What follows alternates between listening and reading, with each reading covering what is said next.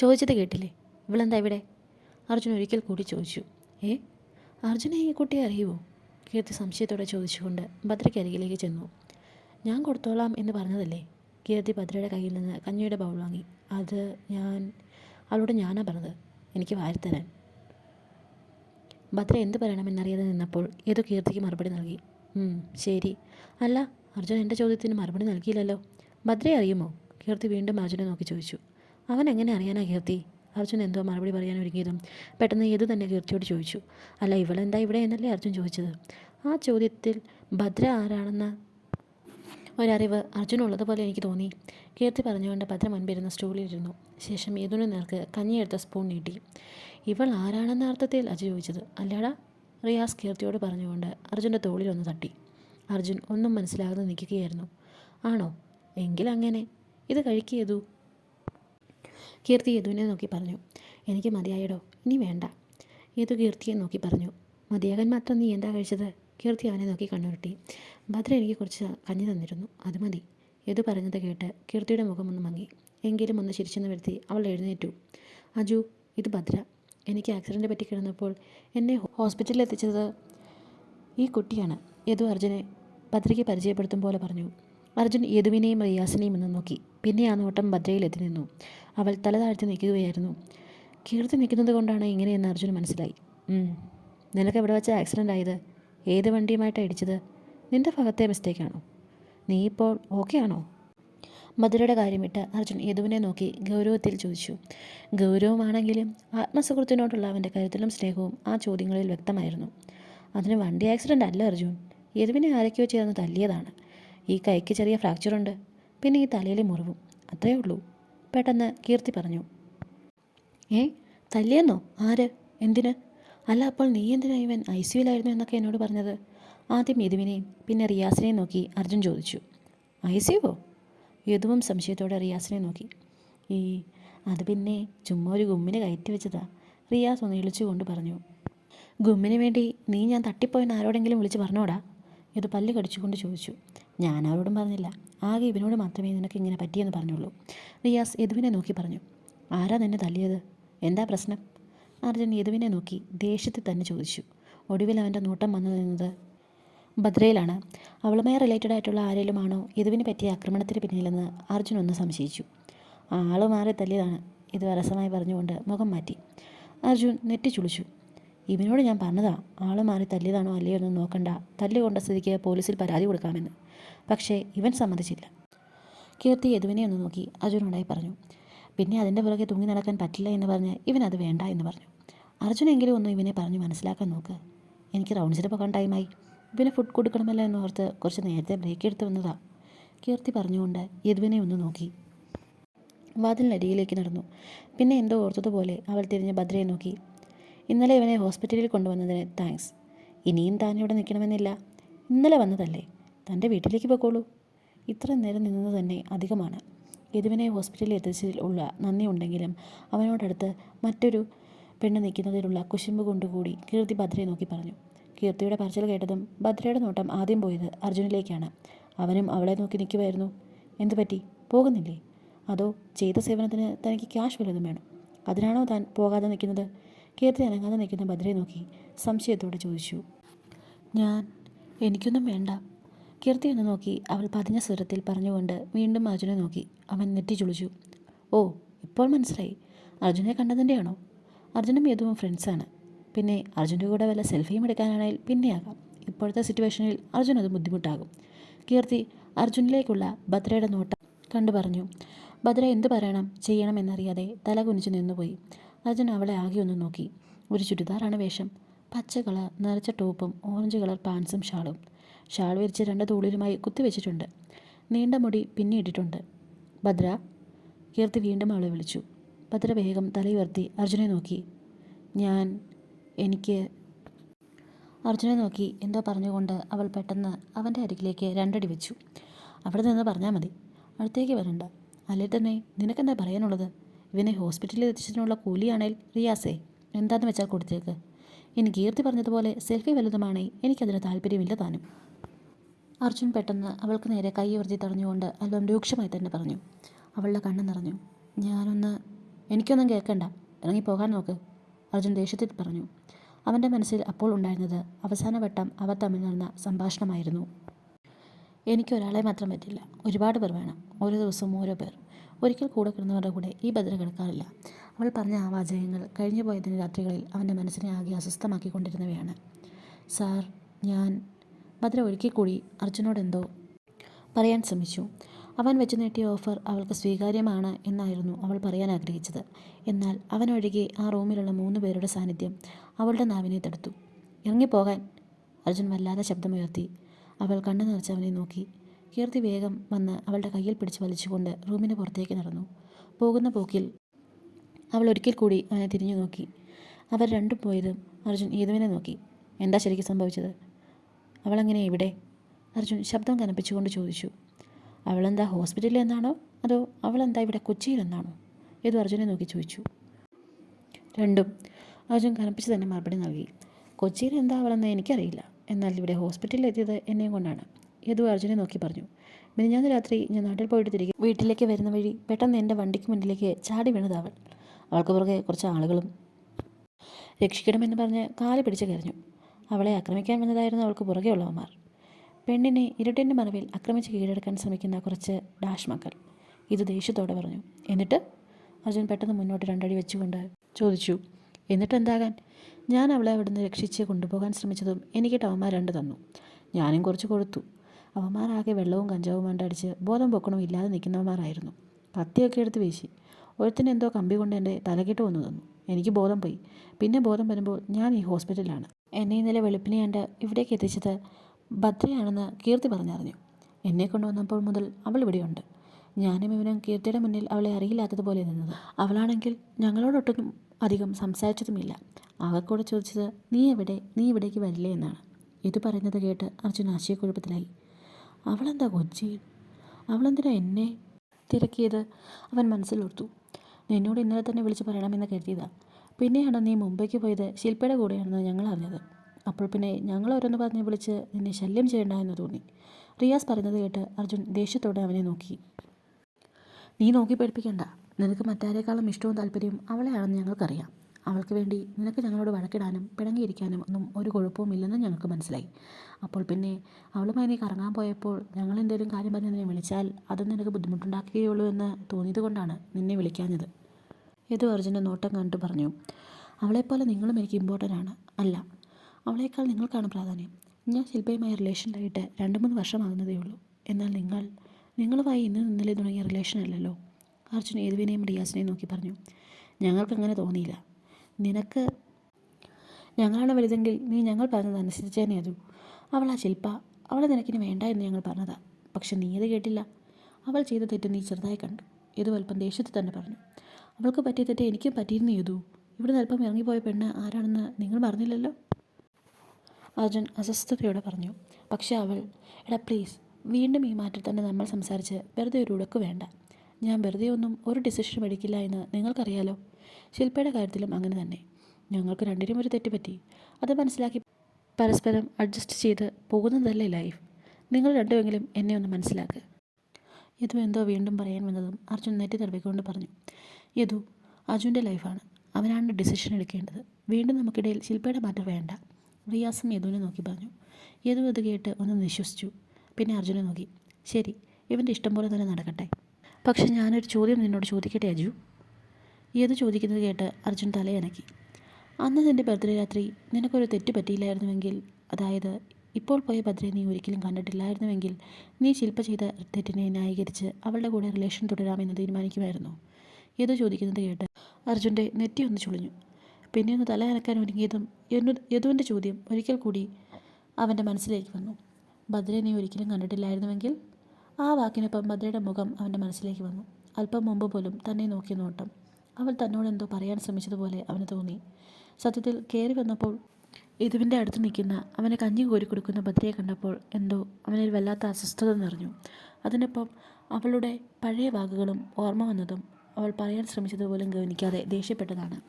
ഇറങ്ങിപ്പോകാൻ നേരം പോലും തന്നെ നോക്കിയ നോട്ടത്തിൽ അവളുടെ മുഖഭാവത്തിൽ ഒരു അപേക്ഷ നിറഞ്ഞിരിക്കുന്നത് പോലെ അവനിപ്പോൾ തോന്നി. അവൻ അവരോടൊന്നും പറയാതെ പെട്ടെന്ന് വെട്ടിത്തിരിഞ്ഞ് ഡോർ തുറന്ന് പുറത്തേക്ക് പോയി. അജു? റിയാസ് അവനെ നോക്കി പുറകിൽ നിന്ന് വിളിച്ചെങ്കിലും അർജുൻ അവിടെ നിന്ന് പോയി കഴിഞ്ഞിരുന്നു. ദേ യദു, നിനക്ക് ആ വായൊന്ന് അടച്ചു വെച്ചുകൂടെ? നിന്റെ ഓരോ കൊനിഷ്ഠ ചോദ്യങ്ങൾ കണ്ടോ അവൻ ഇറങ്ങിപ്പോയത്? റിയാസ് യദുവിന് നേരെ തിരിഞ്ഞ് പല്ല് കടിച്ചുകൊണ്ട് പറഞ്ഞു. അവനാ പോയത് എൻ്റെ ചോദ്യം കേട്ടിട്ടാണെന്ന് എനിക്ക് തോന്നുന്നില്ല. യദു മുഖം ചുളിച്ചുകൊണ്ട് അർജുൻ്റെ പോക്കോർത്ത് പറഞ്ഞു. പിന്നെ എന്തിൻ്റെയാണെന്നാ? റിയാസ് വീണ്ടും പല്ല് കടിച്ചു. എടാ, അവൻ്റെ ഉള്ളിൽ നമ്മളറിയാതെ എന്തോ കടന്നുകൂടിയിരിക്കുന്നത് പോലെ എനിക്ക് തോന്നുന്നു, യദു ആലോചനയോടെ പറഞ്ഞു. ഉണ്ടാ, നീയുമുണ്ട്, നിന്റെ ഓരോ തോന്നലുകളുമുണ്ട്. എടാ തെണ്ടി, ഞാൻ പറഞ്ഞത് നീ ശ്രദ്ധിച്ചു കേട്ടോ. ഇനി അജു ഉള്ളപ്പോൾ ശില്പയെ പറ്റി ഒരു ടോക്ക് നമുക്കിടയിൽ വേണ്ട. റിയാസ് ഗൗരവത്തിൽ തന്നെ പറഞ്ഞു. മൂവ, ഇത് താല്പര്യമില്ലാതെ പറഞ്ഞു. റിയാസ് അവനെ ഒന്ന് നോക്കി നെറ്റി തടവി ഫോൺ എടുത്ത് അർജുനെ വിളിച്ചു. എന്നാൽ അവൻ ഫോൺ എടുത്തില്ല. റിയാസ് ഫോണിലേക്കും പിന്നെ യദുവിനെയും ഒന്ന് നോക്കി. ആ നോട്ടത്തിൻ്റെ അർത്ഥം മനസ്സിലായതുകൊണ്ട് ഇത് പെട്ടെന്ന് തന്നെ കണ്ണടച്ച് കിടന്നു. അർജുൻ റൂമിന് പുറത്തും മറ്റും കണ്ണോടിച്ചു. പിന്നെ വേഗം ഹോസ്പിറ്റലിൻ്റെ പുറത്തേക്ക് നടന്നു. പ്രധാന എൻട്രൻസിലും മറ്റും അവൻ്റെ കണ്ണോടി നടന്നു. അവിടെയൊന്നും ഭദ്രയെ കാണാത്തതുകൊണ്ട് അവൻ വേഗം അവൻ്റെ വണ്ടി പാർക്ക് ചെയ്ത ഇടത്തേക്ക് പോയി. കുറച്ച് ആളുകൾ അവനെ കണ്ട് പെട്ടെന്ന് അവൻ്റെ ചുറ്റിനും കൂടി. അർജുൻ സാർ, ഒരു ഫോട്ടോ. അർജുൻ, ഒരു ഓട്ടോഗ്രാഫ്. അർജുനേട്ടാ, ഒരു സെൽഫി എടുത്തോട്ടെ? അവർ അവന് ചുറ്റും നിന്ന് ചോദിച്ചു. ഞാൻ അല്പം തിരക്കിലാണ്, സോറി, അവൻ പെട്ടെന്ന് അവരോട് പറഞ്ഞുകൊണ്ട് അവരെല്ലാം തട്ടിമാറ്റി അവിടുന്ന് അവൻ്റെ വണ്ടിക്കരികിലേക്ക് ഓടി. കാറിനരികിലേക്ക് ചെന്നതും അവൻ ഡ്രൈവറെ കണ്ടില്ല. അവൻ ദേഷ്യത്തെ ചുറ്റിനും നോക്കി. അപ്പോൾ കണ്ടു വണ്ടിക്കരികിലേക്ക് നടന്നു വരുന്ന ഡ്രൈവറെ. എവിടെ പോയി കിടക്കുമായിരുന്നോ? അർജുൻ ഡ്രൈവറോട് ചൂടായി. അയാൾ അന്തമിട്ട് അവനെ നോക്കി. അല്ല സാർ, കുറച്ചു മുമ്പല്ലേ? പെട്ടെന്ന് വണ്ടി എടുക്കണോ? അർജുൻ അയാൾ പറഞ്ഞത് കേൾക്കാൻ നിൽക്കാതെ ദേഷ്യത്തോടെ പറഞ്ഞു. ഡ്രൈവർ പെട്ടെന്ന് തന്നെ കാർ അൺലോക്ക് ആക്കി. അർജുൻ വേഗം കാറിൽ കയറി. ഡ്രൈവർ വണ്ടി സ്റ്റാർട്ട് ചെയ്തു. വീട്ടിലേക്കാണോ സാർ? ഡ്രൈവർ അവനോട് ചോദിച്ചു. അല്ല. അർജുൻ പെട്ടെന്ന് തന്നെ മറുപടി നൽകി. പിന്നെ എവിടേക്കാ സാർ? അർജുനെ തിരിഞ്ഞു നോക്കി ഡ്രൈവർ ചോദിച്ചു. അത് അർജുൻ ഒരു നിമിഷം ഒന്ന് സ്റ്റക്കായിപ്പോയി. ഭദ്ര എവിടേക്കായിരിക്കും പോയിട്ടുണ്ടാകുക എന്ന് അവനൊന്ന് ആലോചിച്ചു.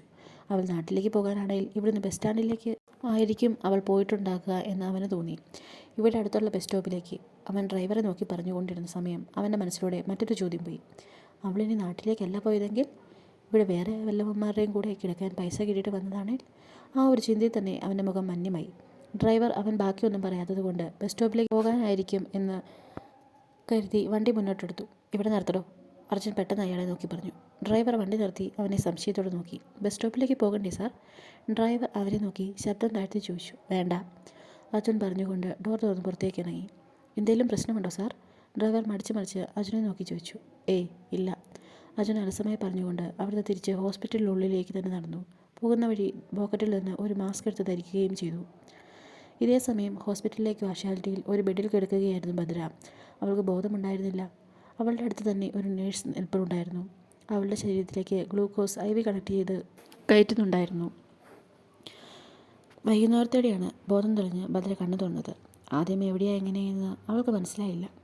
അവൾ പരിഭ്രാന്തിയോടെ ചുറ്റിനും നോക്കിയപ്പോഴാണ് ഒരു നേഴ്സ് അവളുടെ അടുത്തേക്ക് വന്നത്. ബോധം തെളിഞ്ഞോ? നേഴ്സ് അവളെ നോക്കി ചോദിച്ചുകൊണ്ട് ഒന്ന് പുഞ്ചിരിച്ചു. നേഴ്സിനെ കണ്ടപ്പോഴാണ് ഹോസ്പിറ്റലിലാണെന്ന് അവൾക്ക് മനസ്സിലായത് തന്നെ. അവളെന്തോ ചോദിക്കാൻ മുതിർന്നു. പിന്നെ ഒന്നും മിണ്ടാതെ അവരെ നോക്കി. ഞാൻ കീർത്തി ഡോക്ടറിനെ അറിയിക്കാം, നേഴ്സ് പറഞ്ഞുകൊണ്ട് അവിടുന്ന് പോയി. അവൾ ചുറ്റുമൊന്ന് നോക്കി. ഒരു റൂമാണ്. കാഷ്വാലിറ്റിയിൽ നിന്ന് അവളെ റൂമിലേക്ക് ഇടയ്ക്ക് ഷിഫ്റ്റ് ചെയ്തിരുന്നു. അവളുടെ മനസ്സിലേക്ക് കഴിഞ്ഞ 2-3 ദിവസങ്ങളിലെ കാര്യങ്ങൾ കടന്നു വന്നു.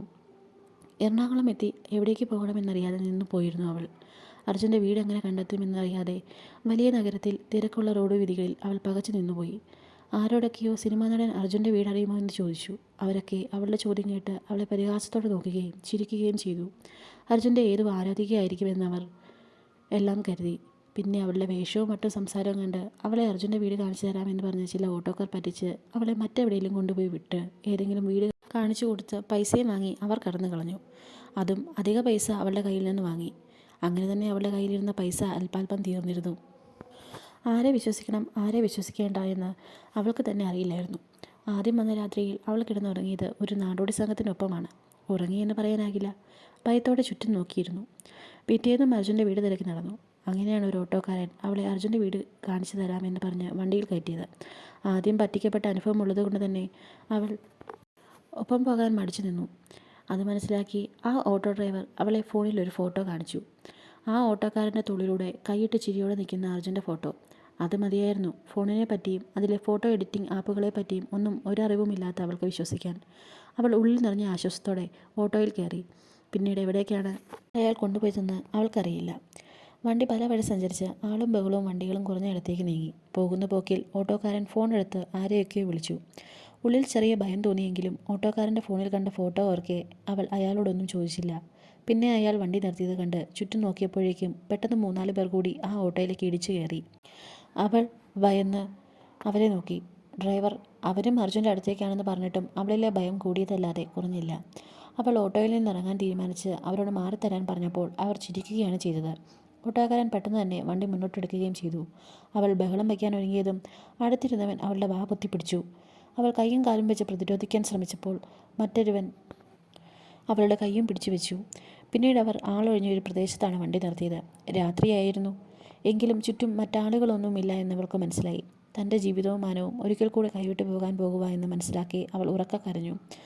അവർ അവളെ പിടിച്ച് ഓട്ടോയുടെ പുറത്തേക്ക് ഇറക്കി. അവൾ കരഞ്ഞുകൊണ്ട് അവർക്ക് മുന്നിൽ കൈകൂപ്പി. എന്നാൽ ആ കൈ തട്ടി മാറ്റി ഒരുവൻ ആദ്യം പിടിച്ചത് അവളുടെ ചുരിദാറിൻ്റെ മുകളിലൂടെ അവളുടെ മാറിടങ്ങളിലാണ്. അവൾ പെട്ടെന്ന് ആ കൈ തട്ടിമാറ്റി കരഞ്ഞുകൊണ്ട് പുറകിലേക്ക് ഓടാൻ നോക്കിയതും ഒരുവൻ അവളെ പിടിച്ചു വെച്ചു. അവളുടെ മനസ്സിൽ അപ്പോൾ കടന്നു വന്നത് അവളെയും കാത്ത് മാമൻ്റെ വീട്ടിലിരിക്കുന്ന ലച്ചുവിൻ്റെ മുഖമാണ്. താനില്ലാതായാൽ ഉണ്ടാകാൻ പോകുന്ന ലച്ചുവിൻ്റെ ജീവിതത്തെപ്പറ്റി ഓർത്തതും അവൾ അവളെ പിടിച്ച ആളുടെ കൈ പിടിച്ചു മാറ്റി അയാളുടെ മുഖത്തിനിട്ട് ഒന്നടിച്ചിട്ട് അവിടുന്ന് അവരുടെ കയ്യിൽ നിന്ന് ഓടി. അവൾക്ക് പുറകെ ബാക്കിയുള്ളവരും എവിടേക്കെന്നറിയാതെ കണ്ട ഒരു റോഡിലൂടെ കയറി ഓടി. ഇടയ്ക്ക് കണ്ട വണ്ടിക്ക് മുന്നിലേക്ക് കൈ കാണിച്ചെങ്കിലും പലരും നിർത്തിയില്ല. പുറകെ ഉള്ളവരെ കാണെ അവൾ ഭയന്ന് വീണ്ടും മുന്നോട്ടോടി. അവന്മാർക്ക് മുന്നിൽ കീഴടങ്ങുന്നതിലും നല്ലത് മരണമാണെന്ന് തോന്നിയ നിമിഷം മുന്നിലേക്ക് വന്ന ഒരു കാറിലേക്ക് എടുത്തു ചാടുകയായിരുന്നു. എന്നാൽ വണ്ടി അവളെ ഇടിച്ചു തെറിപ്പിച്ചില്ല. പകരം വണ്ടി വെട്ടിച്ച് തിരിച്ചു നിർത്തി. അതിൽ നിന്നിറങ്ങിയ ആളെ കാണെ അവളിൽ ആശ്വാസം നിറഞ്ഞു. അർജുനൊപ്പം വീട്ടിൽ വന്ന് കണ്ടയാളാണെന്ന് മനസ്സിലായതും രക്ഷിക്കാൻ പറഞ്ഞ് അയാളുടെ കാൽക്കൽ വീണ് കരഞ്ഞപേക്ഷിച്ചു. അപ്പോഴേക്കും അവൾക്ക് പുറകെ ഉള്ളവർ അവിടെ എത്തിയിരുന്നു. യദുവും അവരും തമ്മിൽ അടിയായി. അതിനൊടുവിൽ ഒരുവൻ യദുവിൻ്റെ കൈക്കിട്ട് വെട്ടി കൂടി അവൻ്റെ തലക്കിട്ട് ഒരു കമ്പെടുത്തടിച്ചു. ബോധം മറിഞ്ഞ് വീഴുന്ന യദുവിനെ കാണെ അവൾ ഭയത്തോടെ അവനരികിലേക്ക് ഓടി. ചേട്ടാ, ചേട്ടാ, അയ്യോ! അവൾ അവനെ പിടിച്ച് കുലുക്കി വിളിച്ചു. ഇങ്ങ് വാടി! അവളെ ആക്രമിക്കാൻ എത്തിയ ഒരുവൻ പെട്ടെന്ന് അവളുടെ കയ്യിൽ പിടിച്ച് വലിച്ച് അവളെ എഴുന്നേൽപ്പിക്കാൻ നോക്കി. പെട്ടെന്നാണ് ഭദ്ര ഒരുവൻ്റെ കയ്യിൽ നിന്ന് നിലത്ത് വീണുപോയ കത്തി കാണുന്നത്. അവൾ പെട്ടെന്ന് തന്നെ അവളെ പിടിച്ചിരുന്നവൻ്റെ കൈ തട്ടിമാറ്റി നിലത്തൂടെ ഇഴഞ്ഞ കത്തി കയ്യിലെടുത്ത് അവൾക്ക് നേരെ അടുക്കുന്നവന്മാർക്ക് നേരെ ഉയർത്തി. അവളുടെ കയ്യിൽ കത്തി കണ്ടിട്ടും മുന്നോട്ട് അവളെ പിടിക്കാനാഞ്ഞ ഒരുവൻ്റെ കൈക്കിട്ട് അവൾ വരഞ്ഞു. അവൾ ദേഷ്യത്തോടെ സങ്കടത്തോടെ അവർക്ക് നേരെ കത്തി വീശി എഴുന്നേറ്റ് നിന്നു. അപ്പോഴേക്കും ആ റോഡ് വഴി മറ്റൊരു വാഹനം വന്നിരുന്നു. ആ വണ്ടിയുടെ വെട്ടം കണ്ടതും അവന്മാർ അവിടെ നിന്ന് ഓടി രക്ഷപ്പെട്ടു. പിന്നെ ഭദ്ര യദുവിനെ എഴുന്നേൽപ്പിക്കാൻ നോക്കി. അവൻ്റെ തലയ്ക്ക് പുറകിലൂടെ രക്തം ഒലിച്ചു വരാൻ തുടങ്ങിയതും അവൾ ഭയന്ന് അതുവഴി വന്ന വണ്ടിയുടെ മുന്നിലേക്ക് കയറി നിന്ന് വണ്ടി തടഞ്ഞു. ശേഷം ആ വണ്ടിയിൽ കയറ്റി അവൾ യദുവിനെ ഹോസ്പിറ്റലിൽ എത്തിച്ചു. അവന് ബോധം വന്നതും അവനാണ് റിയാസിനെ വിളിച്ച് കാര്യം പറഞ്ഞത്. റിയാസ് എത്തിയതിന് ശേഷം യദുവിനെ കീർത്തി വർക്ക് ചെയ്യുന്ന ഹോസ്പിറ്റലിലേക്ക് ഷിഫ്റ്റ് ചെയ്തു. അപ്പോഴെല്ലാം അവർ ആരും വിളിച്ചില്ലെങ്കിലും ഭദ്ര അവരുടെ ഒപ്പം കൂടി.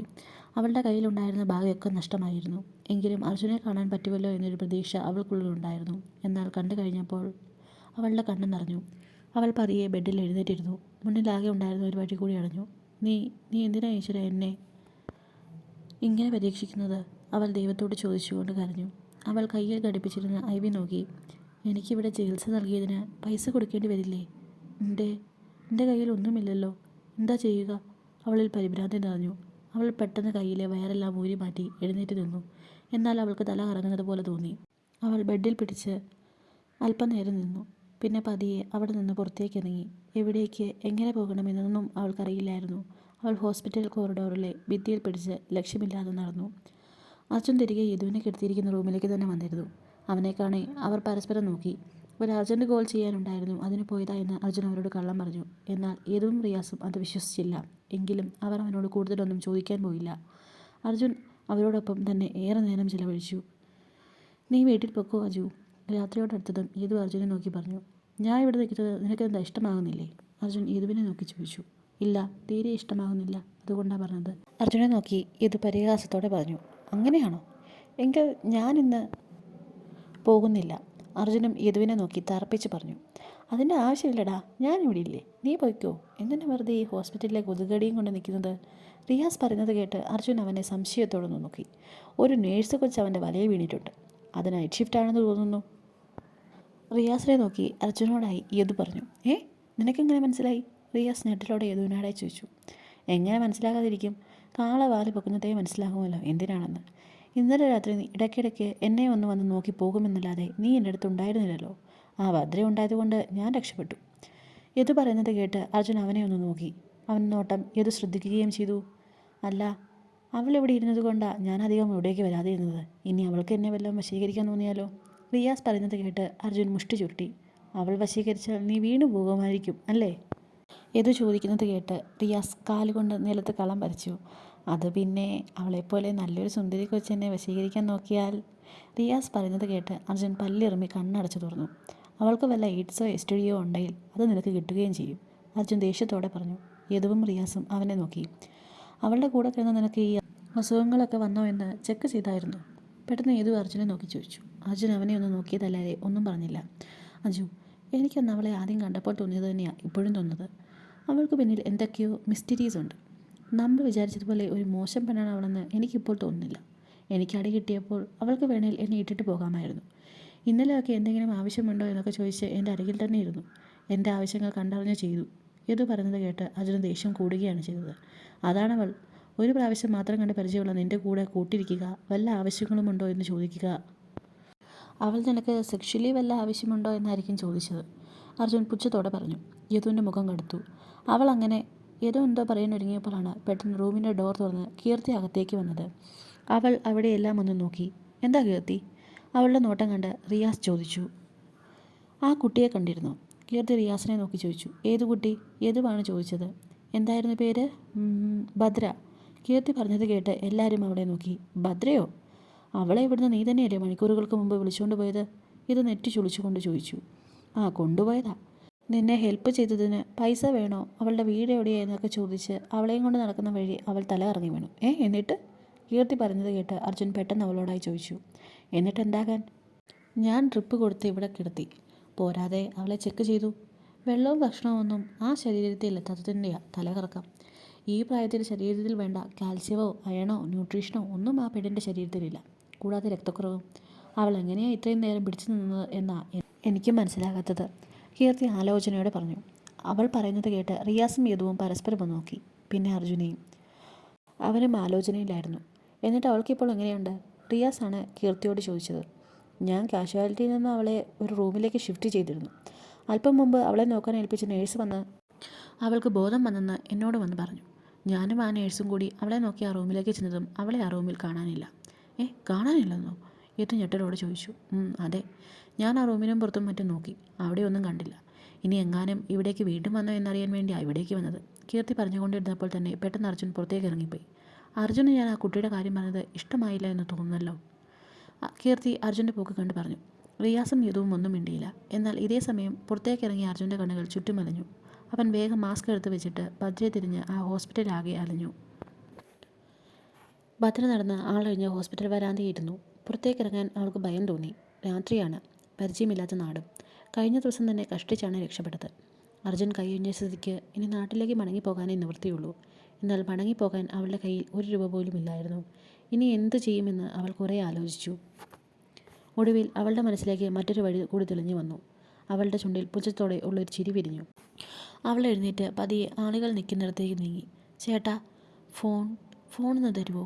ഒരാളെ വിളിച്ചിട്ട് ഉടൻ തിരികെ തരാം, അവൾ ഒരു ചേട്ടനെ നോക്കി ചോദിച്ചു. അയാൾ അവളെ ഒന്ന് സംശയത്തോടെ നോക്കി. പിന്നെ ഫോൺ എടുത്ത് അവൾക്ക് നേരെ നീട്ടി. ടച്ച് ഫോൺ കണ്ടതും അവൾ അതിലേക്കും ഒന്ന് നോക്കി. ശേഷം ദയനീയമായി ആ ചേട്ടനെയും. ഇന്നാ, പെട്ടെന്ന് വിളിച്ചിട്ടതാ, അയാൾ അല്പം പരുഷമായി തന്നെ പറഞ്ഞു. എനിക്കിതിൻ്റെ ഒന്നും അറിയില്ല. അവൾ തലയൊന്ന് താഴ്ത്തി. അയാളൊന്ന് നിശ്വസിച്ചുകൊണ്ട് ഫോൺ കയ്യിലെടുത്ത് അവളെ നോക്കി. നമ്പർ പറയ്, അയാൾ ഗൗരവത്തിൽ തന്നെ പറഞ്ഞു.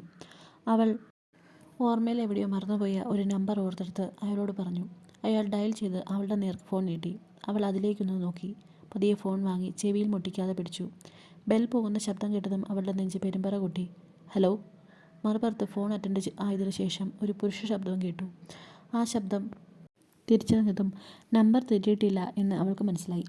ഹലോ, ആരാ ഇത്? വീണ്ടും ദേഷ്യത്തോടെയുള്ള ചോദ്യം. ഞാനാ ഭദ്ര, അവൾ വിറയിലൂടെ പറഞ്ഞു. മറുപുറത്ത് നിശബ്ദമായി. ഭദ്ര, നീ ഇതെവിടെയാണ്? ഇതാരുടെ നമ്പറാണ്? അയാൾ പ്രാളത്തോട് ചോദിച്ചു. ഭദ്ര കണ്ണടച്ചു പിടിച്ചു. അവളുടെ മനസ്സിലേക്ക് ലച്ചുവിൻ്റെ വാക്കുകൾ കടന്നു വന്നു. എനിക്ക് മരിക്കാൻ പേടിയാ ഭദ്രേച്ചി, നമുക്ക് മരിക്കണ്ട. നമുക്ക് മറ്റുള്ളവരെ പോലെ ജീവിക്കാനാകില്ലേ? ലച്ചുവിന് മരിക്കാൻ പേടിയാ. ലച്ചുവിൻ്റെ കരഞ്ഞ മുഖം അവളുടെ മനസ്സിലേക്ക് വന്നു. അവൾ കണ്ണു തുറന്ന് നിറഞ്ഞ കണ്ണോടെ ഫോൺ തന്ന ആളുടെ അടുത്ത് നിന്ന് അല്പം മാറി നിന്നു. എനിക്ക് സമ്മതമാണ്. നിങ്ങൾ നിങ്ങൾ പറഞ്ഞ പോലെ ജീവിക്കാൻ എനിക്ക് സമ്മതമാണ്. ഈ ഭദ്ര ആരുടെ കൂടെ വേണമെങ്കിലും കിടക്കാൻ ഒരുക്കമാണ്. സ്വന്തം ശരീരം വിൽക്കാൻ ഒരുക്കമാണ്. ആദ്യമൊന്ന് ഇടറിയെങ്കിലും അവൾ ദൃഢമായ സ്വരത്തോടെ പറഞ്ഞു.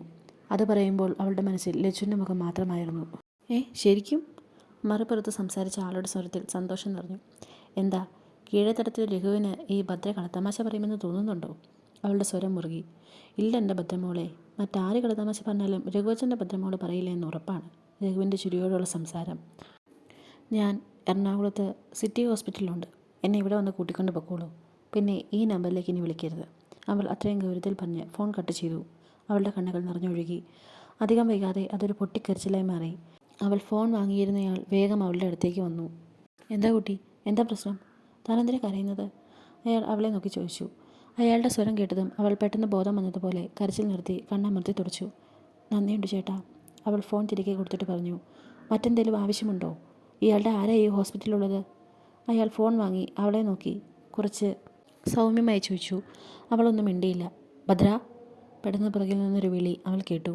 അവൾ പുറകിലേക്ക് തിരിഞ്ഞു നോക്കി. അവളെ നോക്കി നിൽക്കുന്ന അർജുൻ. അവൻ മാസ്ക് വെച്ചിട്ടുണ്ടെങ്കിലും അവൾക്ക് അവനെ മനസ്സിലാക്കാൻ കഴിഞ്ഞു. അവളുടെ അടുത്ത് നിന്നിരുന്നയാൾ അവനെ സംശയത്തോടെ നോക്കുന്നുണ്ട്. നന്ദിയുണ്ട്. ഫോൺ വാങ്ങിയയാളോട് ഒരിക്കൽ കൂടി നന്ദി പറഞ്ഞ് അവൾ മുന്നോട്ട് നീങ്ങി. അർജുൻ വിളിച്ചത് എന്തിനാണെന്ന് അവൾക്ക് ചോദിക്കാൻ തോന്നിയില്ല. അവളുടെ മനസ്സിൽ രഘു വന്ന് അവളെ കൂട്ടിക്കൊണ്ടുപോയി കഴിഞ്ഞുണ്ടാകാൻ പോകുന്ന ഓരോരോ കാര്യങ്ങളായി ഉള്ളിൽ വന്നു. ശരീരത്തിന് ബലം നഷ്ടമാകുന്ന പോലെ അവൾക്ക് തോന്നി. ബോധം മറിഞ്ഞ് അവൾ നിലത്തേക്ക് വീഴാൻ പോയതും 2 ബലിഷ്ടമായ കൈകൾ അവളെ താങ്ങി. അർജുനായിരുന്നു അത്. തൻ്റെ കയ്യിൽ ബോധമറ്റ് കിടക്കുന്ന ഭദ്രയെ അവൻ കണ്ണെടുക്കാതെ നോക്കി. പിന്നെ വേഗം അവളെ കൈകളിൽ കോരിയെടുത്തുകൊണ്ട് അവൻ നടന്നു.